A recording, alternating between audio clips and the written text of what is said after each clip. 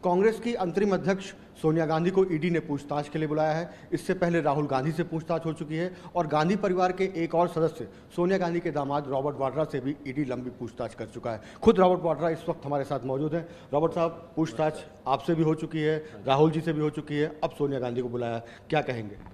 मैं कहूँगा कि देखिए, ये एक टूल है जो बीजेपी इस्तेमाल करती है एजेंसी के द्वारा कि किसी के भी जो लोगों के लिए उनकी लोगों की समस्याओं के लिए उनकी आवाज़ बुलंद करती है, तो उनके आवाज़ को सप्रेस करने के लिए वो एजेंसियों का गलत इस्तेमाल होता है।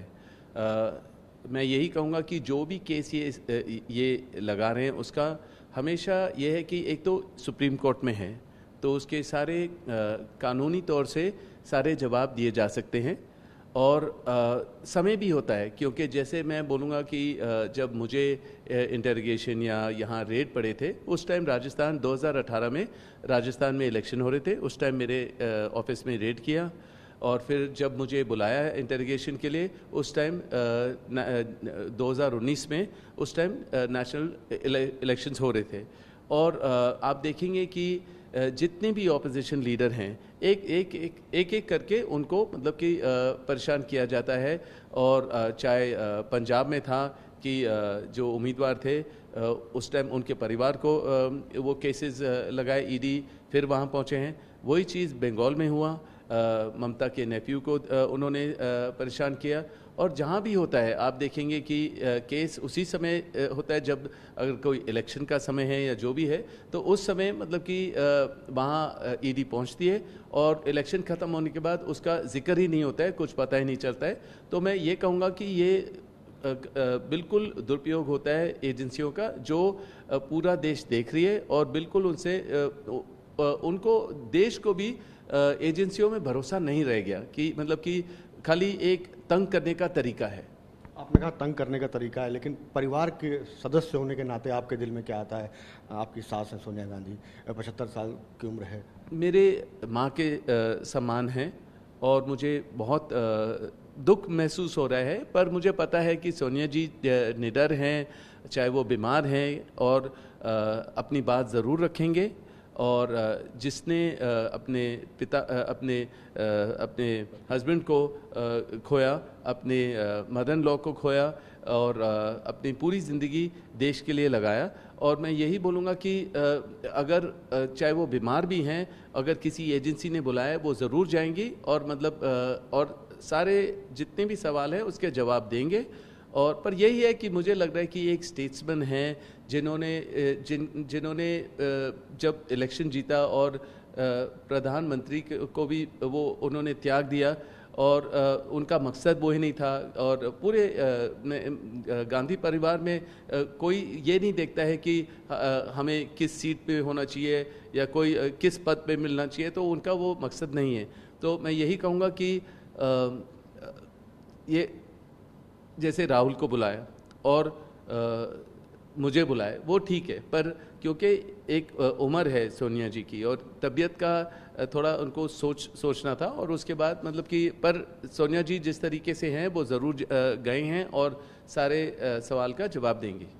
सोनिया जी के साथ आपकी पत्नी प्रियंका गांधी, उनकी बेटी, वो भी वहाँ पर हैं। कहा जा रहा है कि अगर बीच में दवाओं की ज़रूरत हो या कोई और खाना वगैरह की ज़रूरत हो तो प्रियंका गांधी सहयोग के लिए हैं। तो प्रियंका संभालेंगी सोनिया को वहाँ पर? देखिए, राहुल और प्रियंका उनके बेटे और बेटी हैं, उनको ज़रूर लगेगा कि माँ की तबीयत के बारे में सोच और वो घबराएंगे उसके लिए। और बाकी मतलब कि वो हैं वहाँ और ज़रूर अगर कोई भी तकलीफ़ है उनको तो वो फ़र्स्ट हैंड पे हैं कि मतलब कि अगर कोई डॉक्टर की ज़रूरत पड़ती है या किसी चीज़ की भी ज़रूरत पड़ती है, उनको उनमें से एक को वहाँ रहना बहुत ज़रूरी था। और मैं खुश हूँ कि ईडी ने उनको अलाउ किया कि वो उनके कमरे के बाहर रहेंगे और जो अगर सहायता करेंगी अगर कोई भी मुश्किल पड़ी तो। सर, एक बात और है, भारतीय जनता पार्टी के जो नेता हैं, बड़े नेता, उनका ये कहना है कि एक जांच की जा रही है, शिकायतें मिली हैं, तो वो सामान्य तौर पर वो जांच हो रही है, उससे गांधी परिवार घबरा क्यों रहा है? मुझे ये बताइए ईडी या किसी एजेंसी ने किस बीजेपी मंत्री को इंटरोगेशन पे बुलाया है, किसको समन किया है? किसी को नहीं। तो मतलब जब वो इससे गुजरेंगे ना, उस समय पे उनको जवाब देना चाहिए जो आपने मेरे से पूछा है। और मैं फिर से कहूँगा कि कोई घबराने की ज़रूरत है नहीं, हमें कोई छुपाने की ज़रूरत नहीं है। पर जितने भी चाहे मंत्री हैं या बिजनेस के लोग हैं, सब मतलब कि सबको परेशान किया जाता है।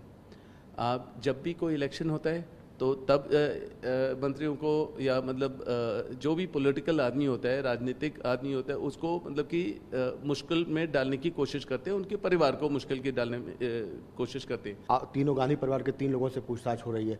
क्या आपको लगता है कि ये लड़ाई सड़कों में जाएगी, ये लड़ाई चुनावों के बीच भी जाएगी?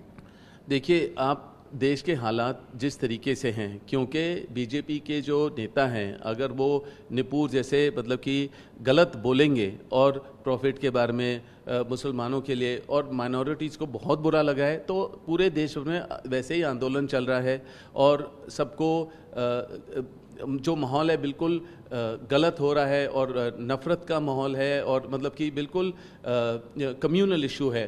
तो मुझे लग रहा है कि ये एक तो जो जैसे परिवार जो गांधी परिवार है, लोगों की आवाज़ बुलंद करते हैं, जो मतलब किसी के समस्या होते हैं उसका समाधान ढूंढते हैं, चाहे पार्लियामेंट में हो और मतलब चाहे किसान के लिए या हर आदमी के लिए बोलते हैं। तो मेरा ये है कि मेरा कहना ये है कि ज़रूर लोग हर जगह से बाहर निकलेंगे, आंदोलन करेंगे, क्योंकि यही परिवार है जो बदलाव ला सकती है और उनको परेशान किया जा रहा है और एजेंसियों के द्वारा, और कभी भी सुप्रीम कोर्ट के द्वारा जो भी केसेस है उस पर ध्यान नहीं दिया जा रहा है, एजेंसियों को गलत इस्तेमाल किया जा रहा है।